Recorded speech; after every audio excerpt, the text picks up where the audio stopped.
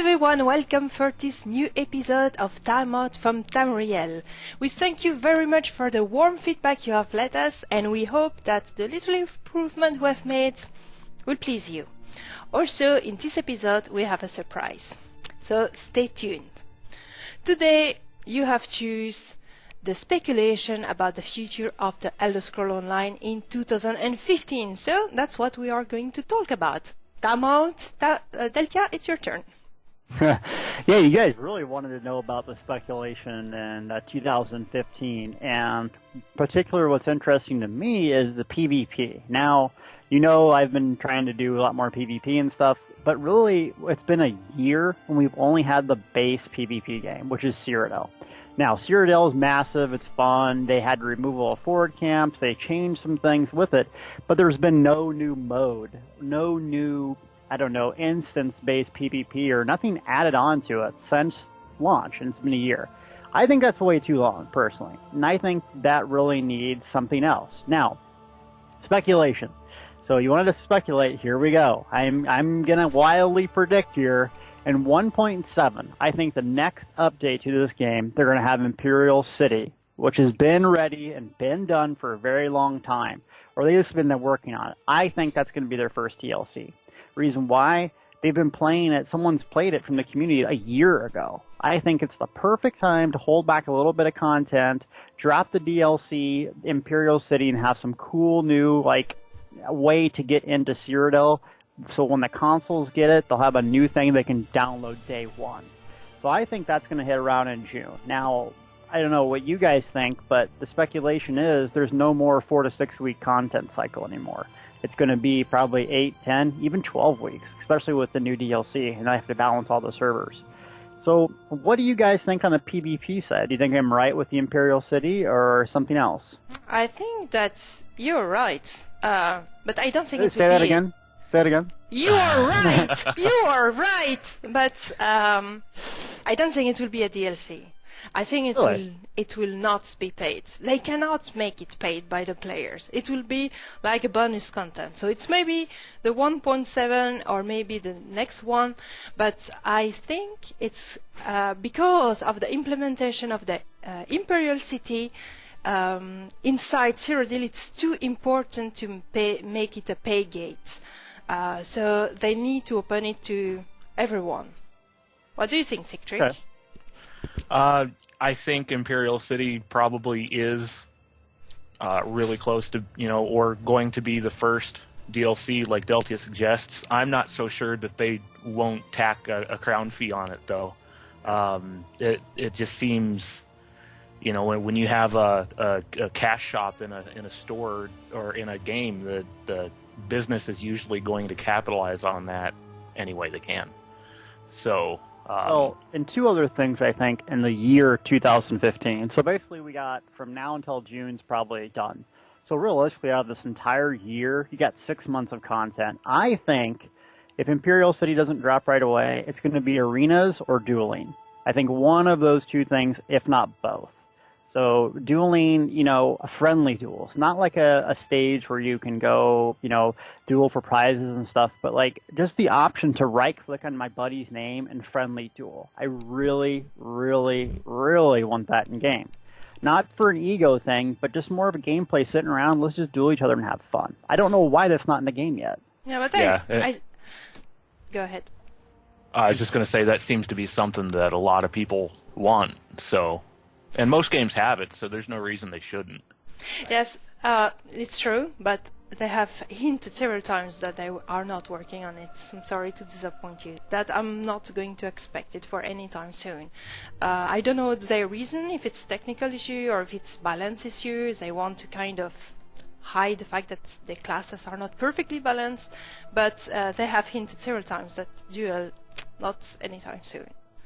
But to go back to the Imperial City, one more proof in the direction that it will not be paid is that when they present the future DLC, they never, ever spoke about the Imperial City. You never see a footage of it. It's even not in the same show than the cash shop or the new content or Tamriel Unlimited, etc. Okay. My only response to that is back before the game launched, when it was still in early beta, I'm pretty certain I recall them saying the game would always be subscription and nothing different. Right. Things so, change. They can say one thing and, they may truly believe that at the time, but it may change, or that just may be, the way the PR machine works. They have to say one thing so that the business model can work the way they want it for the time being, even though they have plans to change it later. Fortunately, I agree with you. It's really hard to say, Yeah. What else, if not PvP, what do you guys think is going to come? Yeah, Sigtric, go Well, ahead. I've been in a couple other games in the past that have made billing model changes and have introduced, like a cash shop.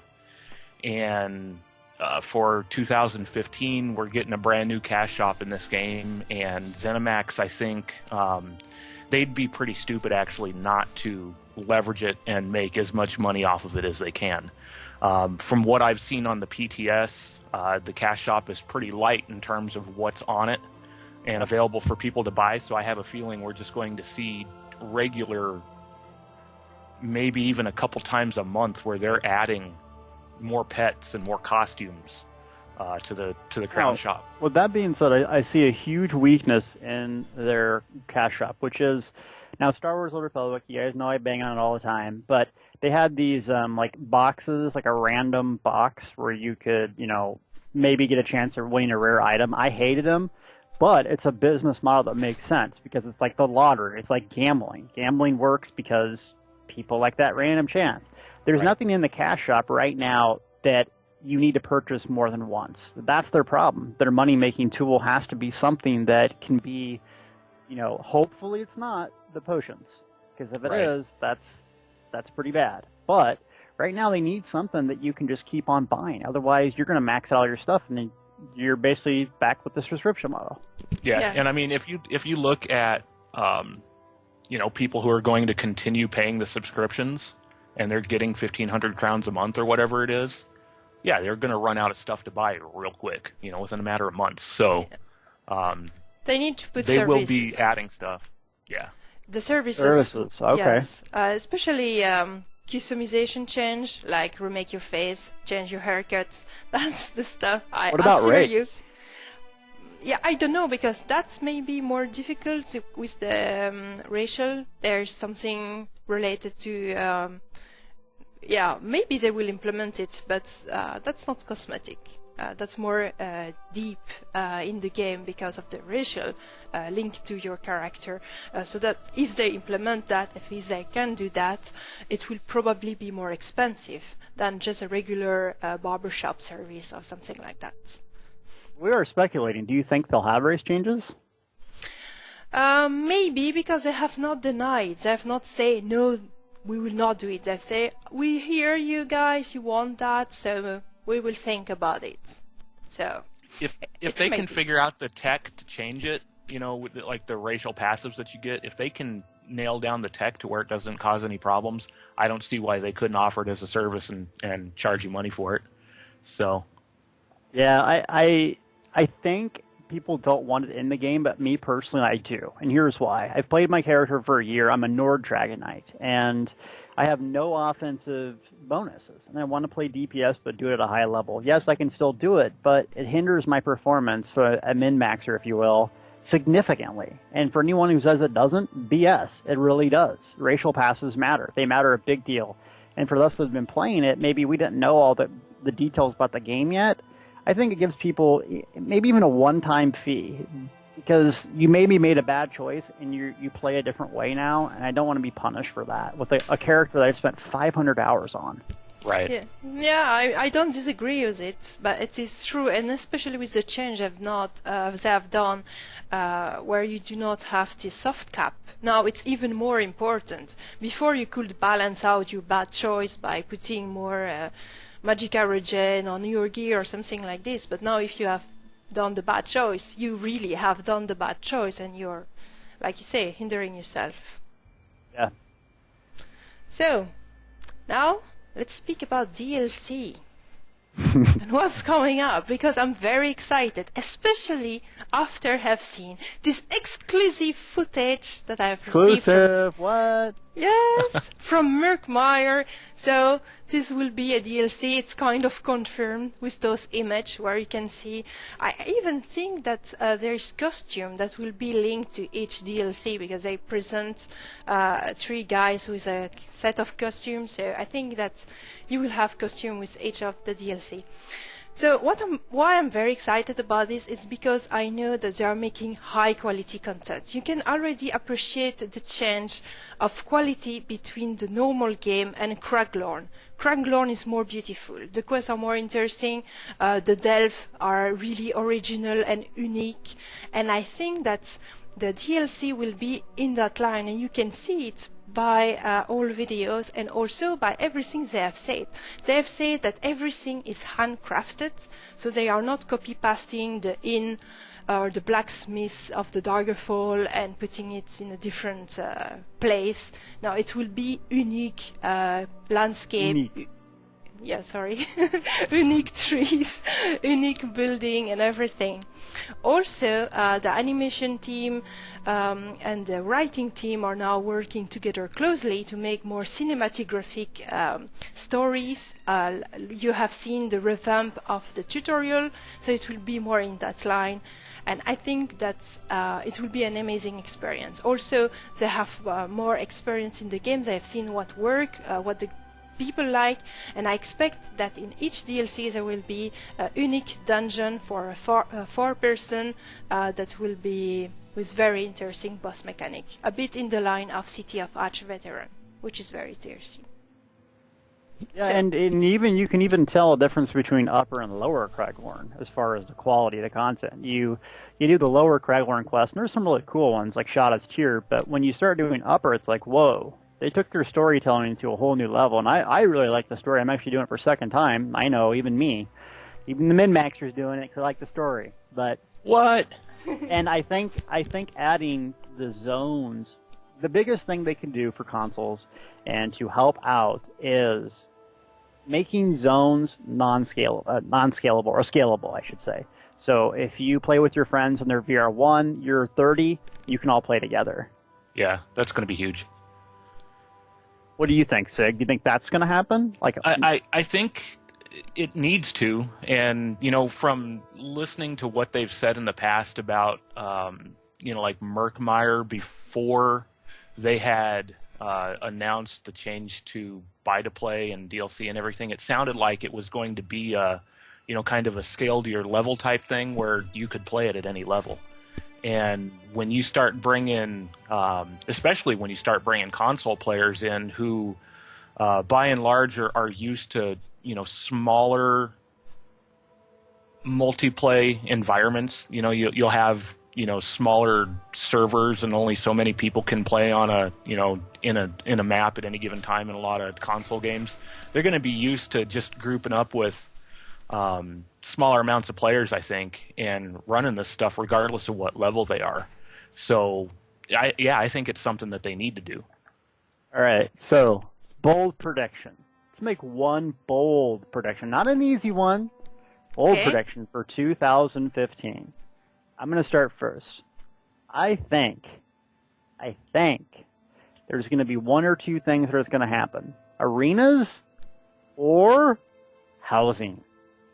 I think they will capitalize on housing. I don't know what they're working on right now, but if they wanted to make more money than they've ever seen, they would do housing in this game and make it, you buy stuff from the cash shop to customize your stuff. You can hang your emperor crown on a chair.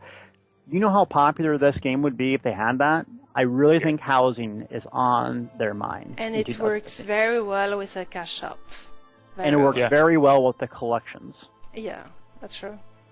I would have to agree with that. I mean, if you look at the history of the Elder Scrolls franchise, by and large, people have just absolutely loved exploring and collecting things. And, with the housing element in Skyrim and stuff like that, where you could actually build your own house and whatnot, people would just go crazy over that stuff. Oh, yeah. And, yeah, I mean... Okay, hello. What's your bold prediction, Sig? Come on, let's get one. You can't take mine. Well, mine really, I think... I was going to say arenas, but you mentioned that. Kind of going back to what I was saying earlier about console players being used, to having smaller groups of people that they run with, and run with in general. They're going to have to leverage that somehow. They can have the massive online element, but there's going to be some small group dynamic stuff that I think that they'll be able to leverage and make some money on. And introducing arenas or maybe even some sort of a progression, raid or something like that for 4 to 6 people. Dragon Star Arena, something else like that. Yeah, but something that you can just get into at any level. They're going to need something like that. All right, Elloa, what's your bold prediction? I say Rodgard first, then Abbas Landing, then probably Murkmire, and Murkmire will not be like Craglorn, like an adventure zone. It will be a normal zone for solo players, but with new trials. Really? I think that it's going to be in that order, and it's going to be that way, because there's too much people that didn't appreciate Craglorn. Even if I love it, I love the concept, there will probably be they separate more to do some group content that are optional, and the world itself will be for solo players or for small groups. You guys heard it first. Elloa's bold prediction. Yep, and it's time to finish this episode. So guys, thank you to have watched us, and next week you need to choose between 2 subjects: how the community will change with the console release, and class change with update 6. Class changes, or talking about the community, like consoles and PC players. Are they going to get along? How is it going to work? What's the development cycle going to look like? Lots of good speculation on that. So I can't wait to see you guys vote. You've been leaving really awesome comments, so keep it up. And thanks for watching the show. We will see you next week. Timeout from Tamriel. Goodbye. Bye. Goodbye.